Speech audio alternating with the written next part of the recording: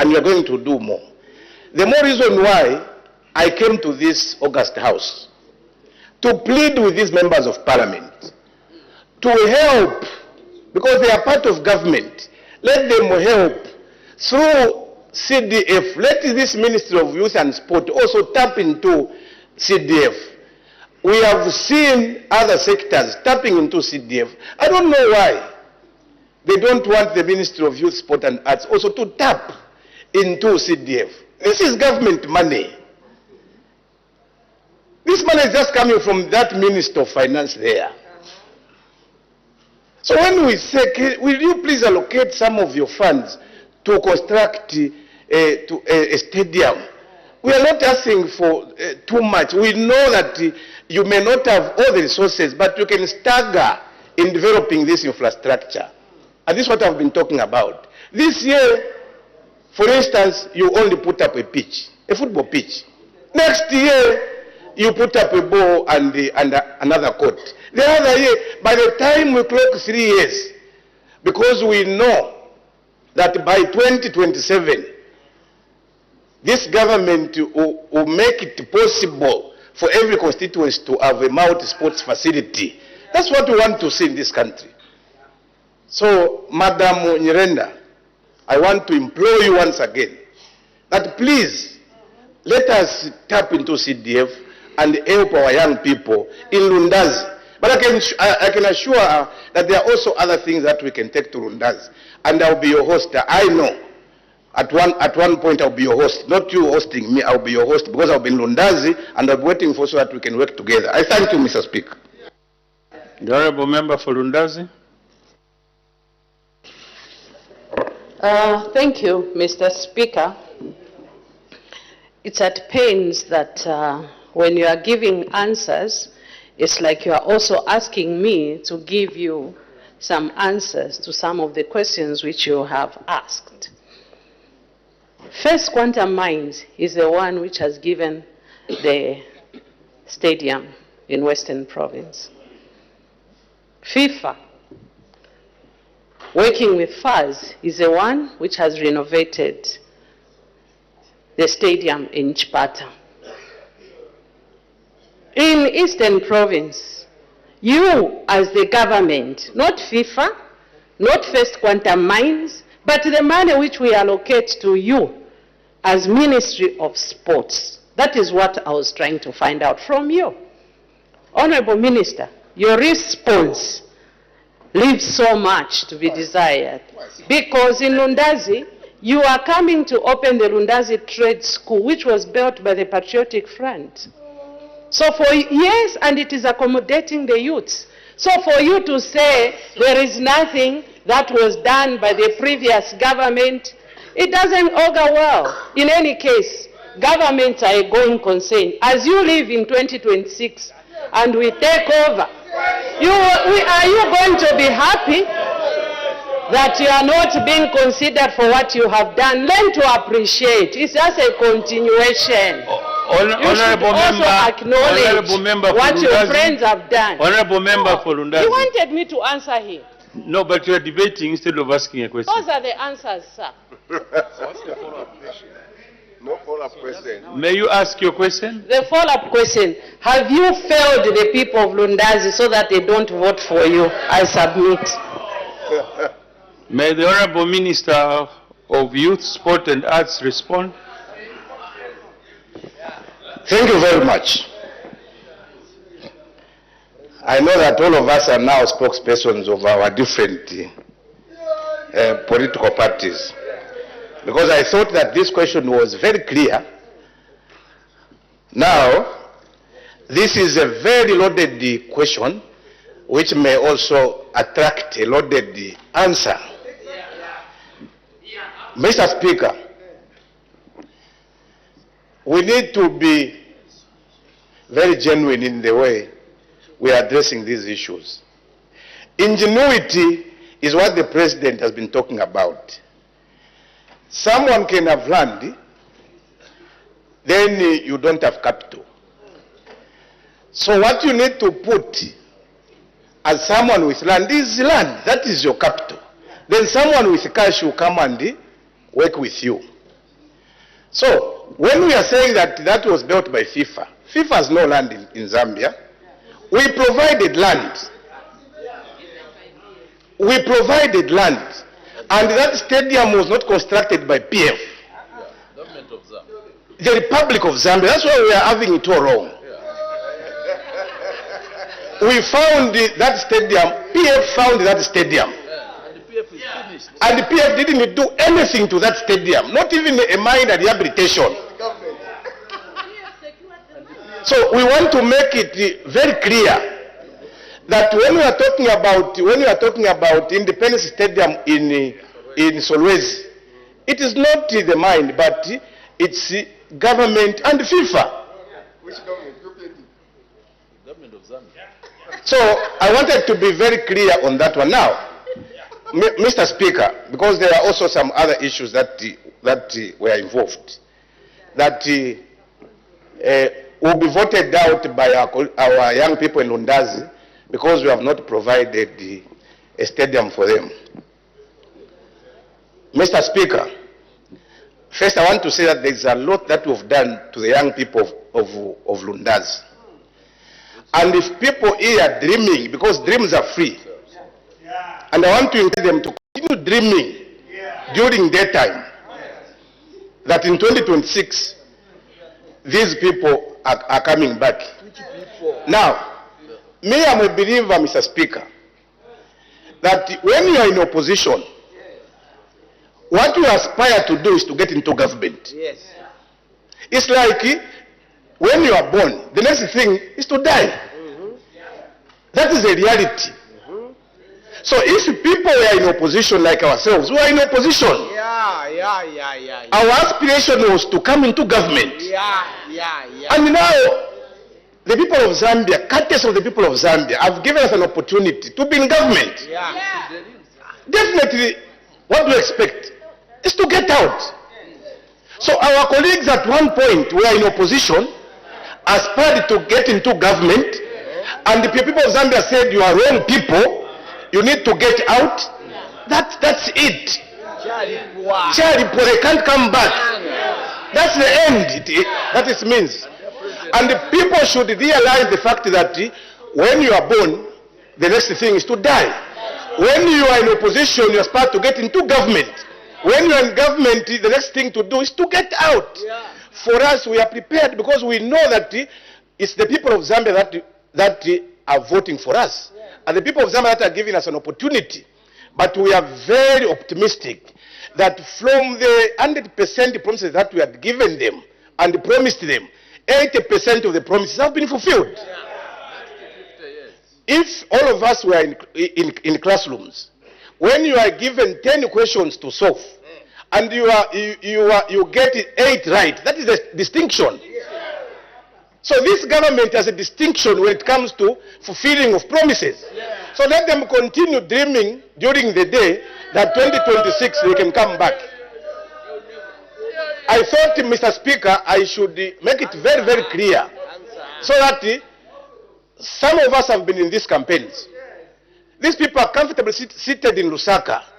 That's why sometimes they always tell you that they have rigged elections. Comfortably sitting in Lusaka as we are on the ground. When they lose that they have rigged, continue dreaming. 2026, you will see it. Thank you, Mr. Speaker. Order. Let's make progress. Order. Let's make progress. The clerk will read the order of the day.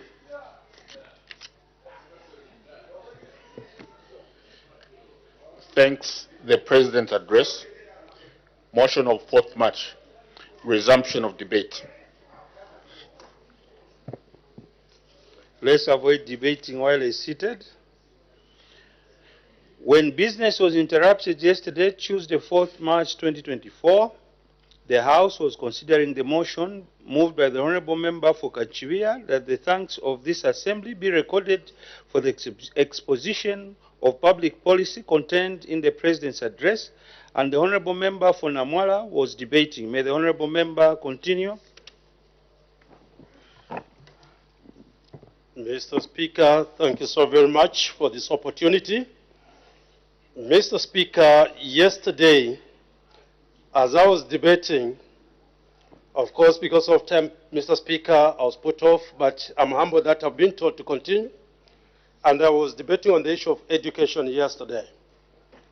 Mr. Speaker, I indicated yesterday that the New Dawn government's policy on free education is a policy that everyone needed to receive with both hands. And as the people of Namala, we did just that. And this free education policy, Mr. Speaker, came with it increased CDF amounts. And these are the amounts, Mr. Speaker, that we have decided as the people of Namala to put education at the core. What do we mean?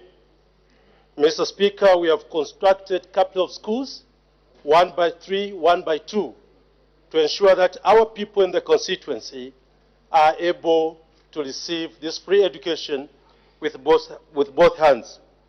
We had about 16,000 learners in the district or the constituents, but now because of the free policy, the policy on education, we have almost 39,000, which is a plus to us. And this statistic, Mr. Speaker, was given by UNICEF. And we are humbled that now, going forward, the people of Namala will be able to get to school because of the free policy and the increased CDF that has enabled us to construct a couple of schools.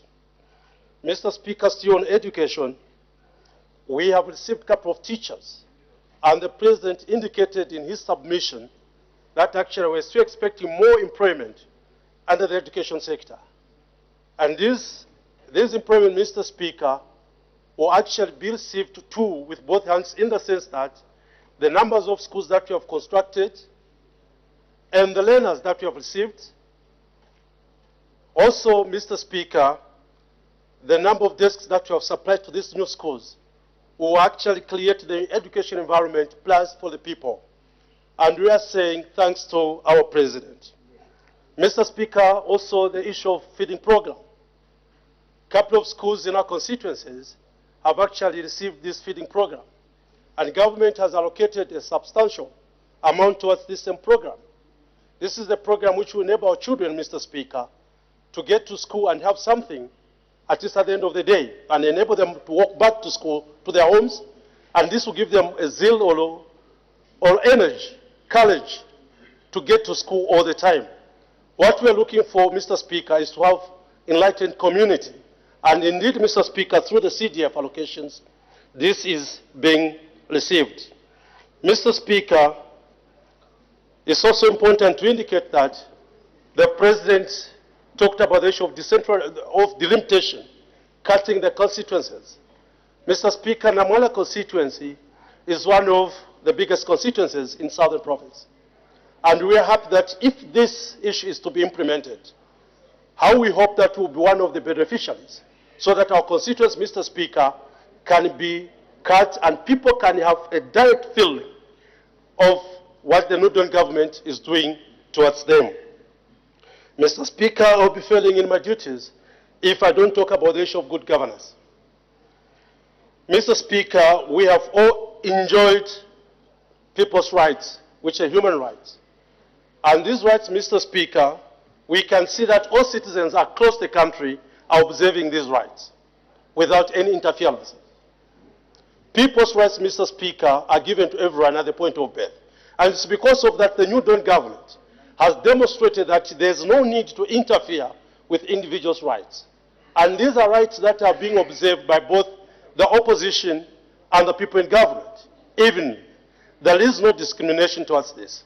And it's because of this, Mr. Speaker, we have to thank the New Dawn government for maintaining what they were advocating for when they were in the opposition. They have always been talking about maintaining people's rights, respecting and promoting. And indeed, Mr. Speaker, we are experiencing this.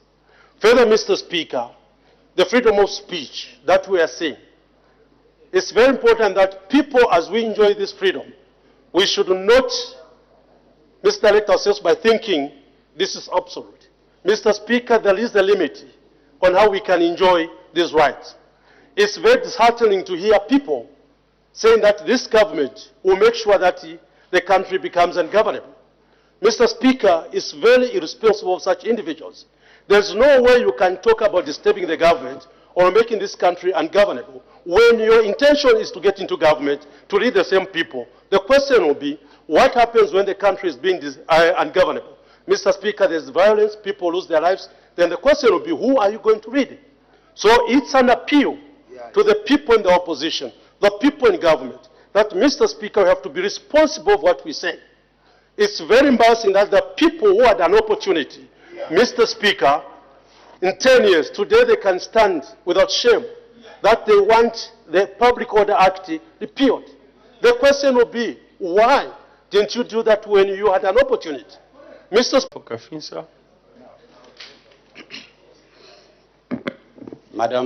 Mr. Speaker, allow me first of all to thank you for the opportunity, very rare opportunity, to contribute to the speech that was delivered by the President on the 28th of February 2025. Mr. Speaker, I'll limit my debate due to limited time to page 11, page 12, and partly page 13. And Mr. Speaker, as I deliver my discourse this evening, may I begin by stating that Parliament and those that are elected to Parliament have got three functions to perform, Mr. Speaker. Our first function as members of Parliament is to make laws, which laws, Mr. Speaker, we've been discharging in terms of approving what laws should be passed. Our second mandate, Mr. Speaker, is to approve the national budget. We have performed our duty as members of Parliament in approving the budget. The third role of members of Parliament, which function I'm going to perform this evening, is to provide oversight. And in providing oversight, Mr. Speaker, it is our duty on your left side to tell government things that they are not doing or things that they need to work on to ensure that as we govern this country from the legislative wing of government, Mr. Speaker, we are resolving problems affecting our people. And I wish to draw your attention, Mr. Speaker, to page 11, second paragraph. The second paragraph, Mr. Speaker, reads, the government will continue creating an environment where businesses can thrive. That is what was stated in the speech that was delivered by the President. Mr. Speaker, the reality is that a conducive environment for business has not yet been created. That is the reality, Mr. Speaker. I can use my 8 minutes to say everything is okay, but Mr. Speaker, I will not help government to resolve the problems that people are giving us. When we go back to our constituencies, Mr. Speaker, there are complaints relating to the business environment in Zambia. And I'll give 5 simple examples. And I hope that government will take note of these very, very important concerns that are affecting people who are doing business in Zambia. First issue, which I have been requested to deliver to government, is obviously the issue of the cost of borrowing money. Mr. Speaker, if I'm running a business and I do not have the money that is needed to run that business, I have to go to a financial institution to borrow that money. Mr. Speaker, currently, the cost of borrowing is ranging around 33% if you go to a commercial bank. Now, Mr. Speaker, if the commercial bank is asking for 33%, which is not even simple interest, this is a compounded interest loan, it simply means that the cost of doing business is affected. So my first challenge to government, in attempting to create an environment where businesses can thrive, Mr. Speaker, it is incumbent upon government to deal with the problem of the cost of borrowing.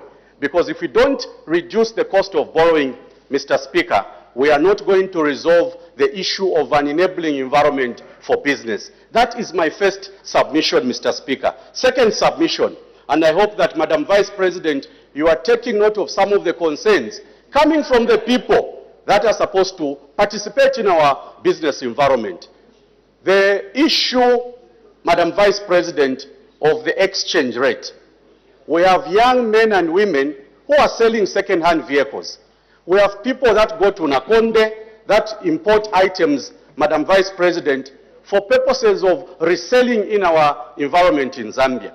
Because they have to spend more kwacha to buy the dollar, it becomes expensive, Mr. Speaker, for them to do business. So the second concern coming from people that are doing business, and it is not just in Kitwe, Mr. Speaker, I'm assuming this is an issue which is affecting everyone who's doing business. Can we take steps, Madam Vice President, to resolve the issue of the exchange rate? We need to find ways, Mr. Speaker, we need to find ways to ensure that people that are doing business are able to spend less kwacha to be able to get the dollar that is needed to import commodities. That is affecting, Mr. Speaker, the business environment, because the President said an enabling environment has been created. There's still a challenge, Mr. Speaker. I'll be lying if I stand here and I say that there are no problems. We need to address the problems, because once these problems are addressed, Mr. Speaker, jobs will be created. Third challenge, which is affecting people that are doing business, Mr. Speaker, the cost of alternative energy.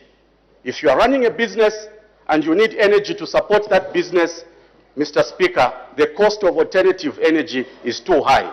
Our people that are running businesses are complaining. How many of us are able to quickly go to a company that is providing solar equipment and quickly part away with 50 to 100,000 kwacha? How many people are able to do that, Mr. Speaker? Very few people are able to do that. So this environment for business, Mr. Speaker, has not been created because the cost of alternative energy is still high. This is what the people are submitting, and these are the concerns that I hope government, when they start responding to the issues we are raising, these are things that have to be attended to. On page 11, the issue again of the environment where businesses can thrive. Fourth problem, Mr. Speaker, I'm coming from Kitwe, where we have a mining company called Mopani. People deliver items. The invoice says after 30 days, you'll be paid. 30 days elapses, Mr. Speaker. The people who have supplied goods and services have not been paid. Go to KCM. It's the same problem. People are providing goods and services, but they are not getting their commodities, they are not getting the payment, which is supposed to be gotten. And majority of our businessmen and women, Mr. Speaker, they have to borrow money for them to supply goods and services. There's a product in most banks called order financing. Order financing means you borrow money, you order the commodities, and you take to a mining company. Now, if the mining companies are not paying, Mr. Speaker, how are we going to ensure that businesses are thriving? This is why, for me, I hope that government will deal with the problem of delayed payment to our suppliers. Kitwe, Chingola, Chilabombwe, our suppliers need to be paid on time. Lastly, Mr. Speaker, the issue of turnover tax. The turnover tax for companies was initially at 4%. So if you are making 800,000 kwacha and below, Mr. Speaker, you are eligible for turnover tax. Government has adjusted the rate, it's now 5%. The people that are running companies are complaining that we can't afford 5% turnover tax. Secondly, Mr. Speaker, under turnover tax, the threshold for turnover tax was 800,000 kwacha. You make 800,000 kwacha and below, you are eligible for turnover tax. Government has adjusted that figure. It is now 5 million kwacha.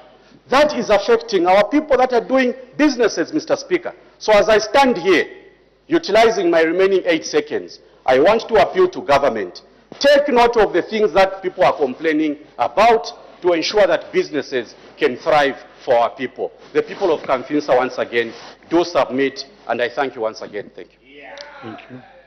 The Honourable Member for Ron.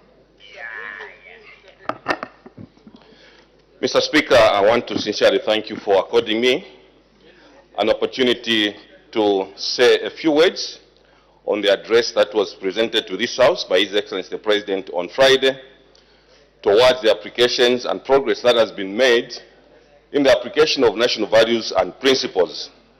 Mr. Speaker, I would also restrict myself to just one item amongst the so many that the President talked about, and this is on page 3. The President talked about very, very serious issues, and I want to quote. He talked about to promote worldly upright and ethical nation, we addressing 1, social ills, among them alcohol and substance abuse, child marriage, teenage pregnancy, gender-based violence, and cyber crimes and bullying. Mr. Speaker, I want to talk about these social ills that the President talked about. Today, Mr. Speaker, it is worrying. Where we are coming from as honorable members, I believe we are seeing the loose attitude of our children who have actually found solace in engaging themselves, especially in alcohol and substance abuse. Our children are starting as abusing these things as early as 0506, Mr. Speaker, until they go to sleep. The question is, where are we as parents to help our children? Mr. Speaker, we need to hold hands to ensure that we arrest this before it explodes into our faces. Mr. Speaker, the President also talked about child marriage. This is very evident today, where we are seeing children carrying their own children. Children as young as 12, 14 years. Today they are having children of their own. The question is, where are we as parents? It is amazing, Mr. Speaker, that even when as parents we see a girl child coming home with an expensive phone, an iPhone Pro Max, as a parent you cannot even take time to sit that child and ask him or her where he's getting that phone. You find the son, your son coming home with a car, an expensive car. You can't sit that child and ask him where he's getting that expensive car.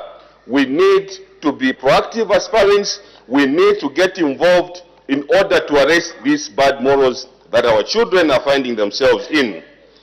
Mr. Speaker, the same applies on child pregnancies, teenage pregnancy. It sounds okay in the urban areas.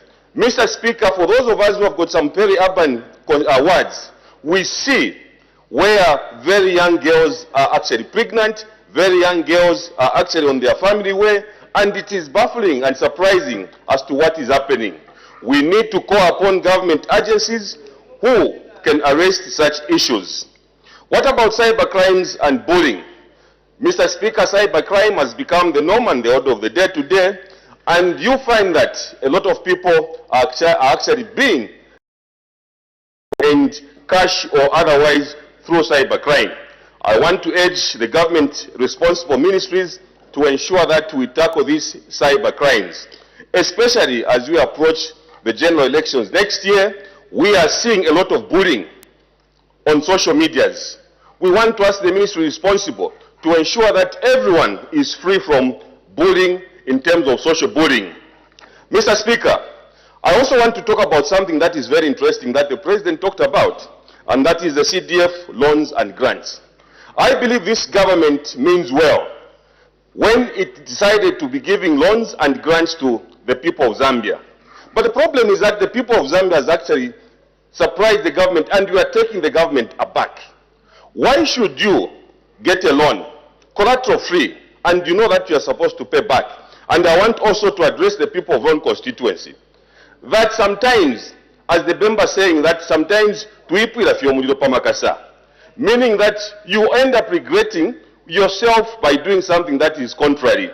If you are given a loan, please let us learn to pay back, because that is a revolving fund. If you are given a grant, please learn that you can start something big from that grant, just like Rome was not built in a day. But what is surprising is that people have taken it a laissez-faire attitude when they are given grants.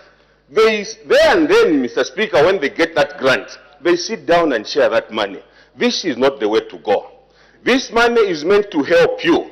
Some of us, we started with very little money in terms of business, and you can start something big out of those small grants and those loans that you are given.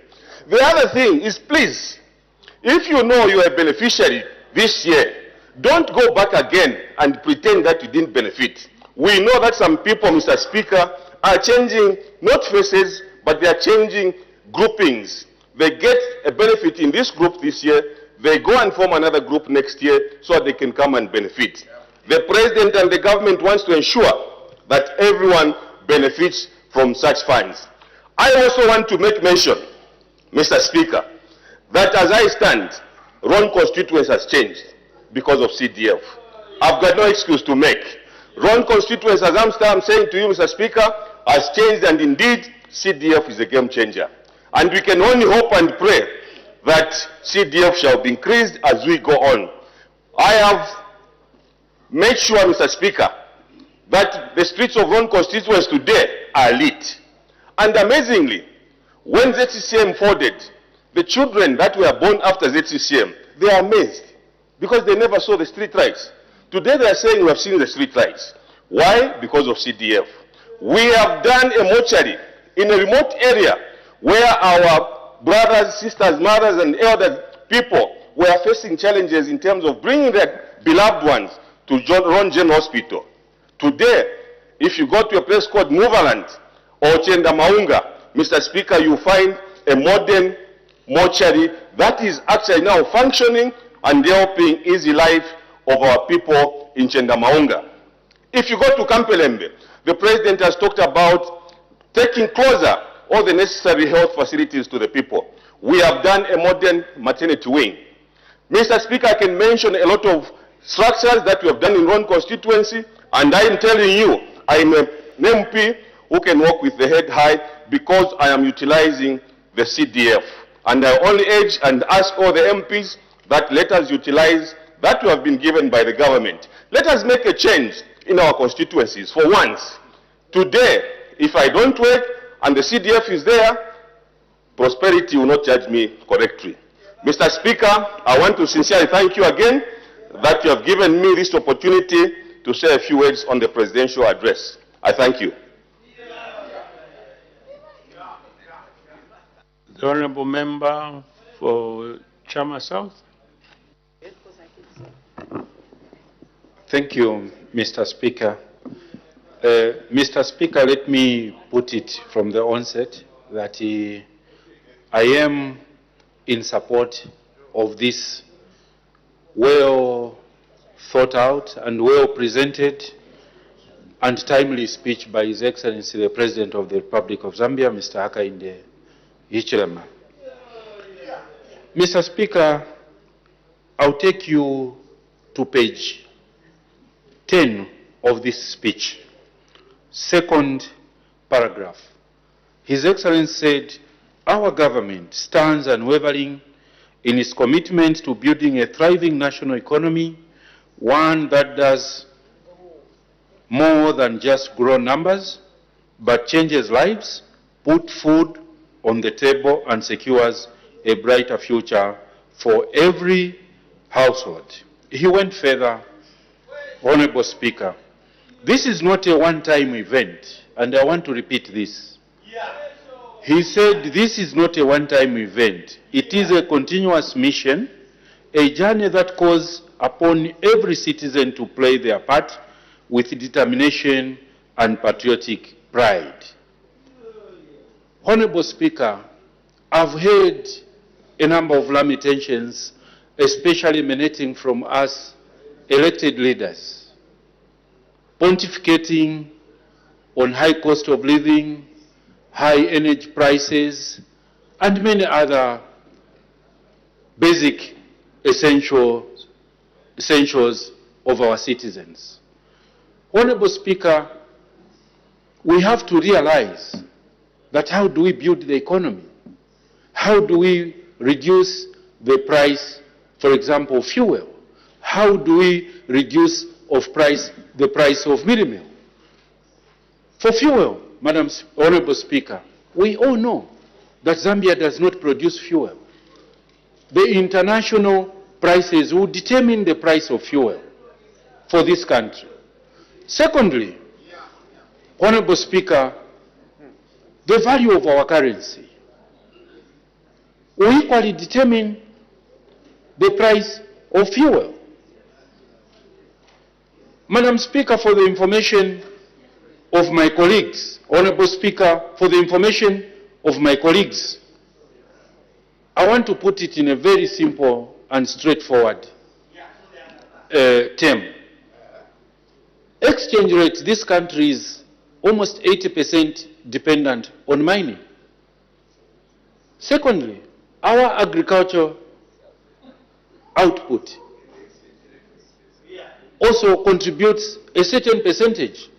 Last year, we had the worst ever drought. Last year, we had ever worst drought, Honorable Speaker.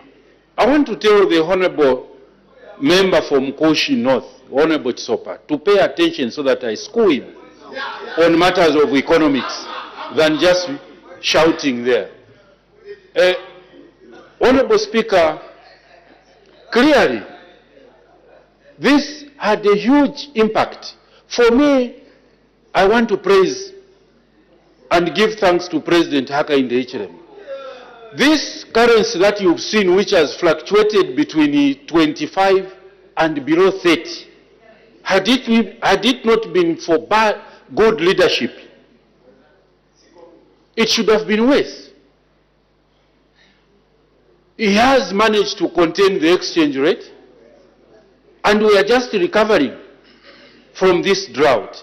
This year, I know in Chama, we are still experiencing drought, Honorable Speaker, but almost 90% of this country has received favorable rainfall. Therefore, we expect the much talked about price of meal to step down, to start going down. Not only that, the investment in the mining sector, for us to start reaping the benefit, Honorable Speaker, it will take us more than 1 to 2 years for those who are not, maybe do not have information on how economics work. This investment, now the copper output has started going up. It simply means, mark my words, it simply means by the end of next year or the other year, this exchange rate, I can bet, is likely to be less than 20 a kwacha per dollar. These are facts. Then coming to CDF, it's so shocking that people can oppose CDF, unless you are staying here in Lusaka. For those of us in rural areas, this is indeed a game changer, as the President had put it. Honorable Speaker, for Chama South, for the past 3 years, we've managed to buy a Caterpillar grader, we've managed to buy 2 tipper trucks, we've managed to buy a roller, we've managed to buy a water bowser, a TLB, and the last equipment, the excavator, was just delivered to Chama. This year, maintenance of our feeder roads begin.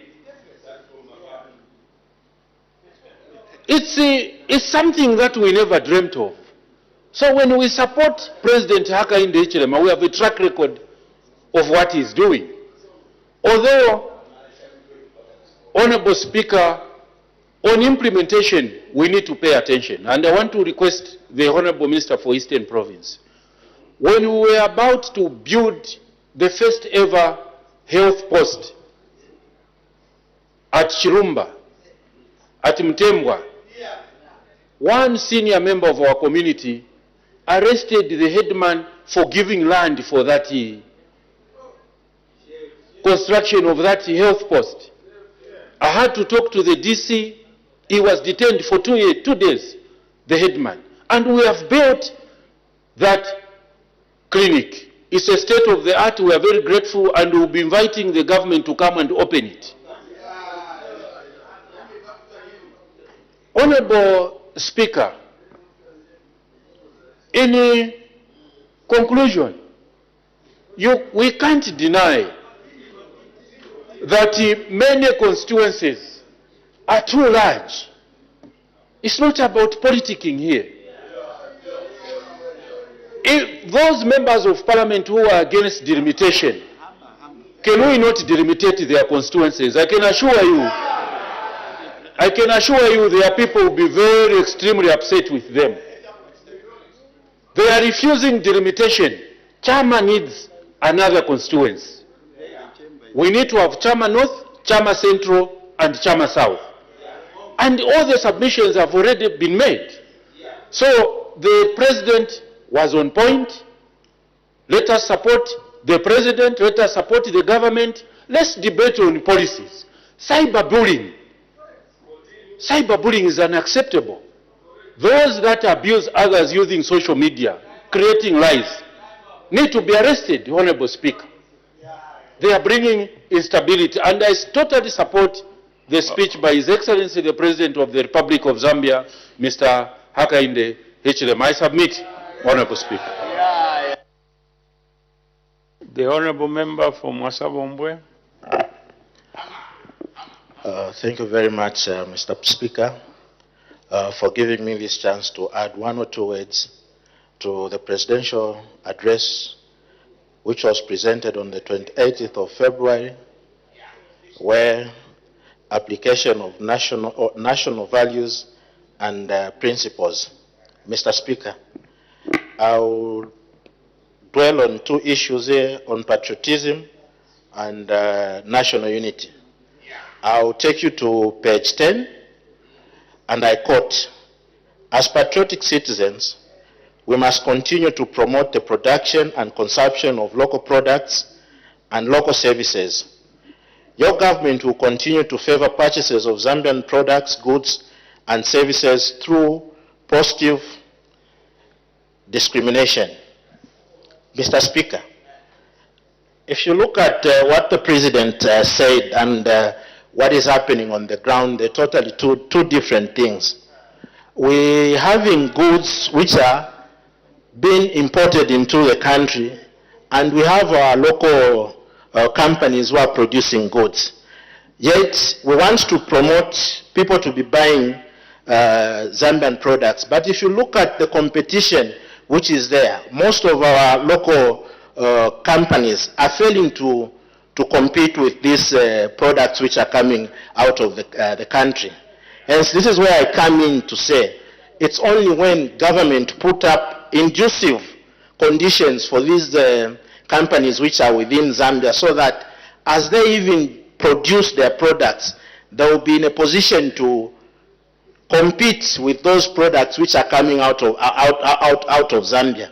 So on this one, Mr. Speaker, I would urge government to make sure that some of these incentives they are giving to these mining companies, why not give even to these local producers who are producing goods which we are consuming, so that then it will be easy for them to reduce the cost on some of the products we are getting from on the market. It's only when the production cost is reduced for these companies that would be able to have Zambians buying Zambian products and services. At the moment, the environment is not conducive that our companies are able to compete favorably. Hence, on this one, it will be very difficult for us as Zambians to continue to buy our products as long as we don't look at the cost of doing this production on the Zambian market.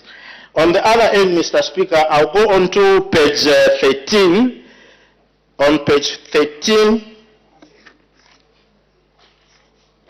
and I quote again where the President said about national unity. Sorry, Mr. Speaker.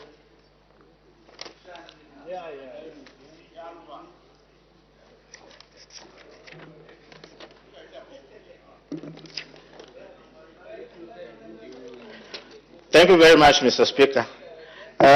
On page 13 about national unity, and I quote, Mr. Speaker, "It is the aspiration of Zambian people to live as one, in peace, harmony, unity. This administration will continue with the zero tolerance to political violence, hate speech, to negative catalysm. This vice has no place in our society.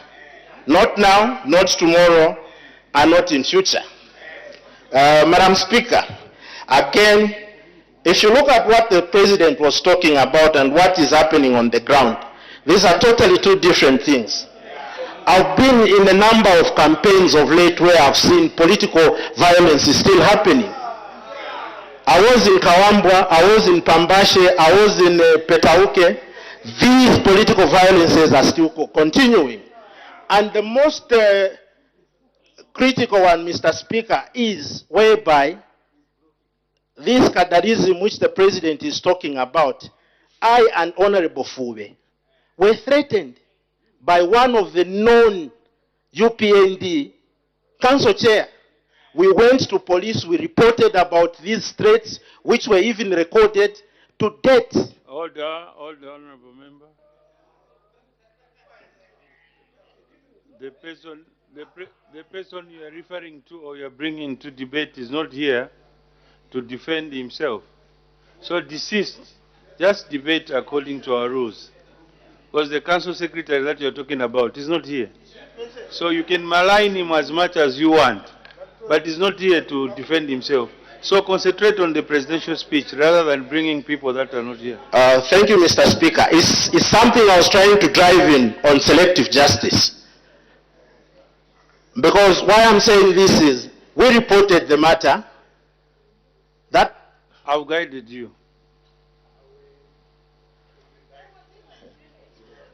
we reported the matter, but to date, nothing has happened. But on the other side, our colleagues, some of the members of parliament, had issues. And the police were eager to call upon them to attend to this issue. This is why I'm saying there is selective justice when we come to certain things. Honorable member, I think I've guided you. The selective justice you're talking about is something that you can't present evidence. So, you honorable member for, what's her name again, that one in white top? This is a house of order where we should all be sober at all times.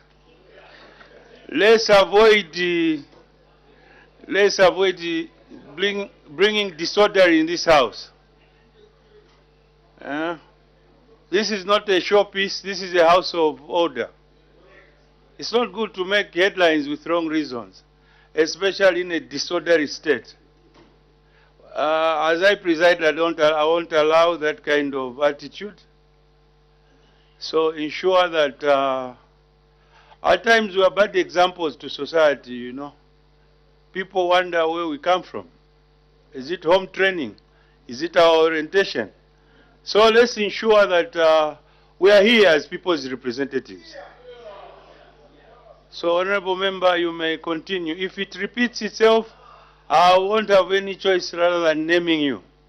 Thank you, Mr. Speaker. I was talking about the issues of cadalism and hate speech. I'll move on to hate speech, Mr. Speaker. Again, on this issue of hate speech, if you've seen what has been happening, certain people would say things and they'll still go free. And when other people say the same stuff, they'll definitely be followed by the police. So again, these are the issues whereby, as a country, we have to have a balance in the way things are being handled, whereby if a case is similar to the other, let not the other person suffer, then the other person goes free. This is what I'm trying to drive to, Mr. Speaker. It's whereby we are treated the same, because at the end of the day, we are all Zambians. But if you look at the trend and what is happening now, it's totally different. As I conclude, Mr. Speaker, let me talk about the issue of CDF, where the President mentioned that going forward, members of Parliament will be held accountable when it comes to the utilization of CDF. Mr. Speaker, if we members of Parliament going forward will be held accountable to the issues of CDF, it sounds very, I don't know even how I can put it, Mr. Speaker, because at the end of the day, if you look at people who come to commission these CDF projects, none of them would even be talked about when it comes to failing the performance of application of the funds. Why can't this thing be left, even the commissioning be left to the members of Parliament, since they are the ones at the end of the day who will be answerable to their communities when everything goes wrong? With these few words, Mr. Speaker, I beg to move. Thank you. Thank you. The Honourable Member for Kafue. Thank you, Mr. Speaker, for this opportunity to debate the speech by the President on the application of national values. Mr. Speaker, I wanted to begin by reacting to the debate that was presented by the Honorable Member for Lunte yesterday, when he looked so annoyed in debating against the issue of constitutional amendments, and in particular on the aspect of delimitation of constituencies.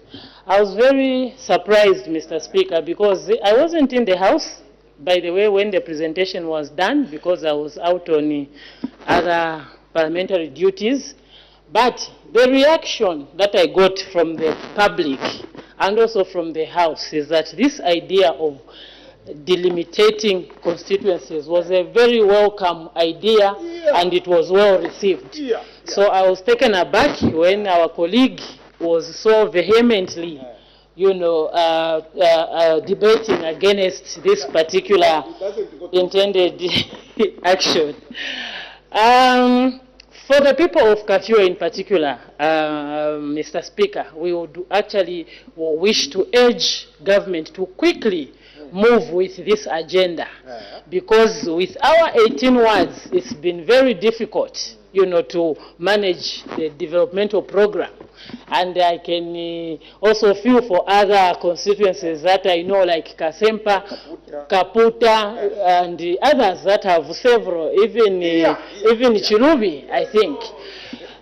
Just to put things in context, Mr. Speaker, Kafue, and talking about CDF, for instance, we've been able to allocate to about 6 or 5 wards in terms of capital projects in every financial year, meaning that it has taken us 3 years to be able to put at least a project in each ward for them to feel the benefit of the new dawn government. This is how bad it has been for us. Now you can compare that with our colleagues who have 4 constituencies, 5 constituencies. It means every year they are able to put in something. So for us, the people of Kafue, we are very much behind, solidly behind this proposal to delimit, especially our constituents and many others that are in the similar situation as ours. I must add, Mr. Speaker, that the need for this constitutional amendment, by the way, is just beyond this issue that was highlighted by the President. There are many compelling reasons why we should be thinking of amending our constitution, and we have discussed here before, for instance, how our going back to the council is now more important than before, especially given the happenings with the CDF, given the decentralization program that is now in full swing and that needs the leadership of MPs at the level of our local authorities. We don't want to go into the details of what has been happening in these local authorities, because there has just been no guidance from our for our people there. The part of the other thing for constitutional amendments, Mr. Speaker, is that we need more interest groups to be nominated. The President, for instance, only has powers under the current Constitution to nominate 8 people. And yet, it is through such a reform that we can bring in, the possibility of more people being appointed, so that there is better representation of other interest groups that are not currently well represented. And the case is for the youth, yes, people with disabilities. Thank you for naming the women, Honorable Minister, the newly appointed Deputy Spokesperson. We hope you can speak louder on the issue of women and the need for a women's quota, because women are our partners in development, and we cannot achieve much without the meaningful participation of women in our developmental agenda. Mr. Speaker, the issue of women was a topical subject 30 years ago during the Beijing platform, declaration and platform of action, when it was agreed that we shall deal with the issues of gender equity and representation of women. 30 years down the line, if we were to look at the progress made, I think we all understand that we have not moved anywhere. And hence, we are hoping that the president, who has been able to do so much in the area of education, so much in several other areas, surely will have the magic puzzle to sort out this issue of underrepresentation of women in Parliament. On human dignity, our new dawn has really, done a lot to enhance the dignity and the status of our people. The issue of free education is one that has been repeatedly, talked about here, because for that matter... Order. There's a point of order by the Honorable Minister of Information and Media. Mr. Speaker, I thank you for giving me this opportunity. And sir, as you know me, I rarely rise on points of order, except where circumstances are so compelling as to render me to have no option but to do as I am now doing, to raise a point of order. Mr. Speaker, the other week, on a Wednesday, you didn't cite the breach that has been... Mr. Speaker, I'm rising on a point of order anchored on the traditions, customs, and precedents. Standing orders number what? Precedents of this House as contained under our standing orders, Mr. Speaker. Mr. Speaker, the other week, Mr. Speaker, there was a motion on venting which collapsed on a Wednesday like today. And our colleagues, a faction, Mr. Speaker, went to town demonizing us. And when you look at the House this afternoon, Mr. Speaker, the only people you see on the opposition side are good people.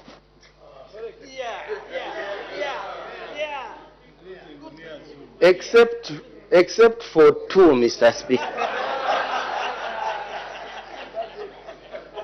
But maybe I'm not well informed. Maybe they are also on their way.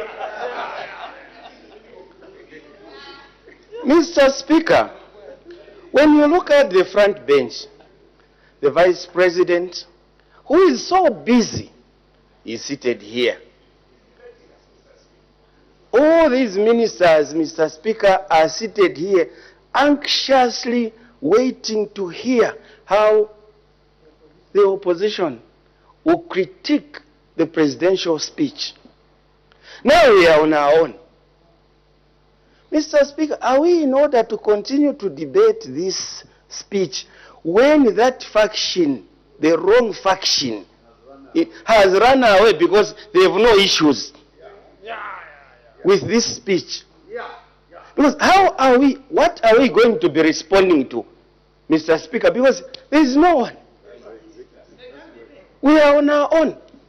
Why should we continue, Mr. Speaker, when the presidential speech was so clear, well accepted? Everyone who is speaking here is agreed to that speech. The faction has run away.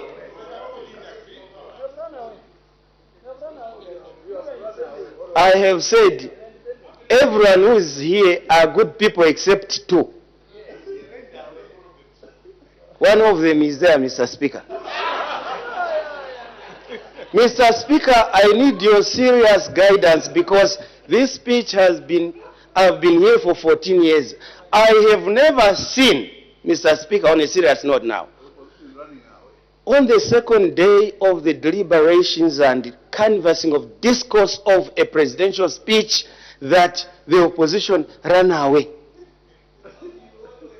Why should we be here, Mr. Speaker?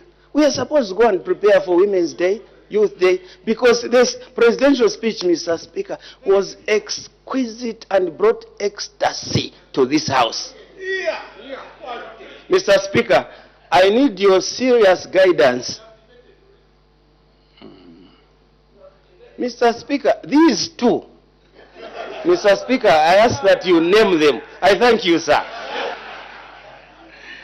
Thank you. The Honorable Minister has sufficiently debated his point of order. However, he shouldn't point at his friends. In this house, everyone is a good man. There's a presumption outside that a representative of the people is a good man, except in different instances where some come a bit intoxicated. That issue is a problem. However, the Honourable Member for Kafue may proceed.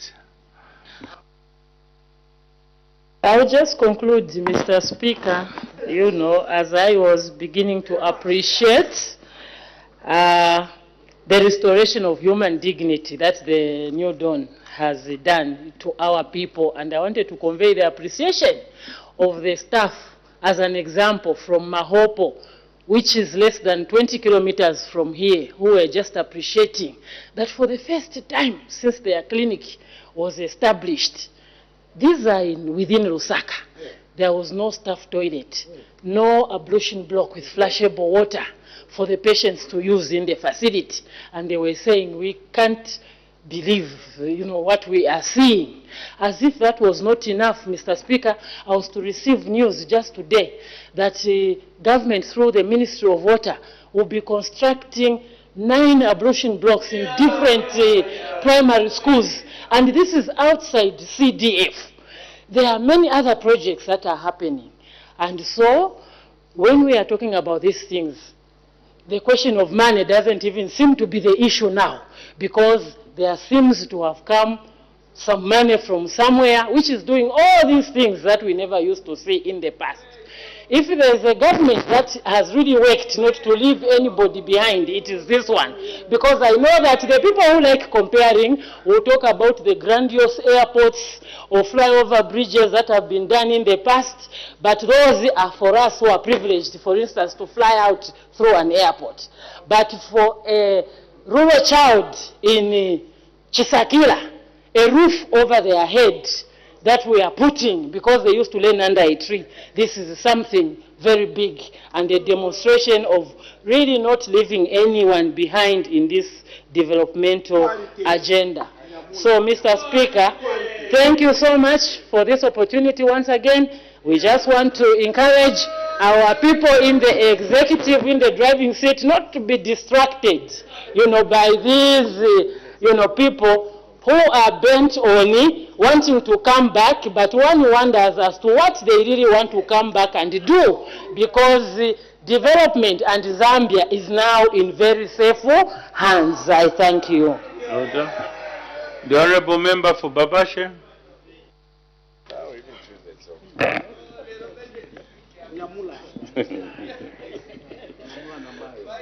Thank you, Mr. Speaker, for the opportunity. Mr. Speaker, I rise with deep gratitude and humility to deliver my maiden speech in this August House. First and foremost, I thank God Almighty for His grace and guidance. I extend my heartfelt appreciation to my party, the United Party for National Development, UPND, for their steadfast support and belief in my leadership.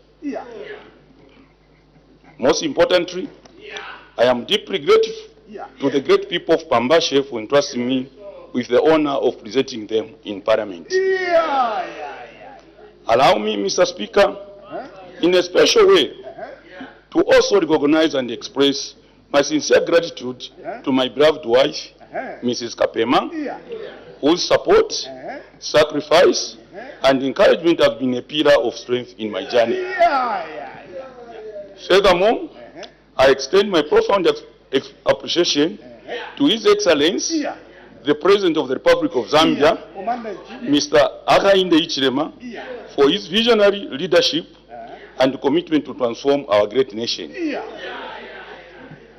His dedication to economic growth, good governance, and the empowerment of all Zambians remains a beacon of hope of our people. Mr. Speaker, I stand here today as a servant of the people, fully aware of the responsibility and trust placed upon me. I assure the people of Pambashe that I will work tirelessly to deliver meaningful development and ensure that their voices are heard at the highest level of governance. Mr. Speaker, my key priorities for Pambashe constituents are as follows. 1. Education. The completion and opening of Pambashe boarding school is a top priority. Quality education is a foundation of sustainable development, and I am committed to ensuring that our children have access to conducive learning environments. I will work closely with the Ministry of Education to allocate necessary resources through the Constituency Development Fund and seek additional support from the central government. Number 2, infrastructure development. The road network in our constituency requires urgent attention as it directly impacts economic activities and service delivery. I will advocate for grading and rehabilitation of critical roads, including Chiwote-Chiwele Road in Chief Chama's area. B. Feeder roads such as Kaka Wapamesa Kanengo Road, Chavanya Koserela Road, Kario Buyaka Mushota Road. I will push for these roads to be prioritized under CDF while lobbying the central government for additional funding to accelerate infrastructure development. Number 3, health. Access to quality health remains a critical concern. I will advocate for construction of maternity annexes at most of our clinics to improve maternal health care. Additionally, I will push for the construction of a mortuary at one of our mini hospitals, as many families currently have to transport deceased loved ones over 60 kilometers to Kawambwa or Ruwingu district hospitals to access mortuary services. This is an unbearable burden that must be addressed urgently. Economic empowerment. I will champion initiatives aimed at empowering marketeers, small-scale business owners, and cooperatives. By leveraging the CDF and working with relevant ministries, I will support entrepreneurship, access to capital, and skill development programs. This will uplift livelihood, create jobs, and drive economic growth in Pambashe. Mr. Speaker, I recognize that development is not a one-person effort but a collective responsibility.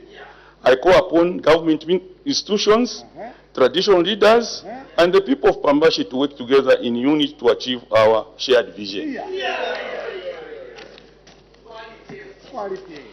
With the strategic use of Constituency Development Fund and continued engagement with the central government, I am confident that we will bring meaningful progress to Pambashe. With determination and commitment, we will build a better Pambashe. With these remarks, I thank you, Mr. Speaker.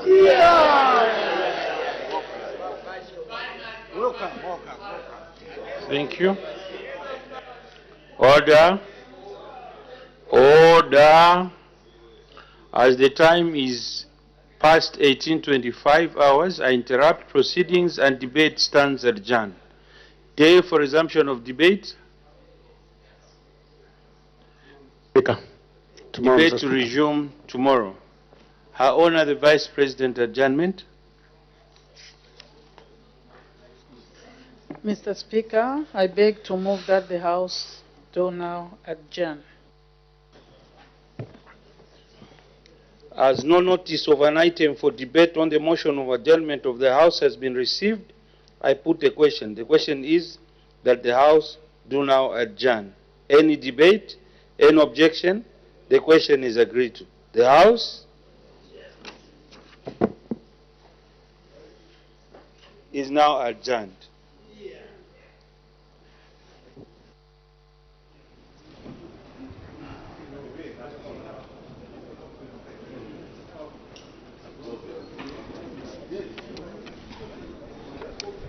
Good evening, and there you have it. Business has since come to a close today, Wednesday, 5th March 2025, and we just have a quick recap of some of the business that was considered on the floor of the House, bearing in mind that we have to cross over to a live committee, that's the Local Government Accounts Committee, which is receiving submissions from various councils countrywide. Joe? Yes, indeed. We had two ministerial statements. The first one, the Vice President rendered a ministerial statement on the floods affecting some parts of the country. And the other ministerial statement did come from the Minister of Fisheries and Livestock on the planned restocking of livestock in all parliamentary constituencies. And after that, the House did consider 4 questions for oral answer under Standing Order number 80. Right now we take you to the Committee on Local Government Accounts, which is considering the report of the Auditor General on the audit of the local authorities for the financial year ended 31st December 2023. And we have Senanga Town Council appearing before the committee. Later on, we expect Luangwa Town Council also to make submissions.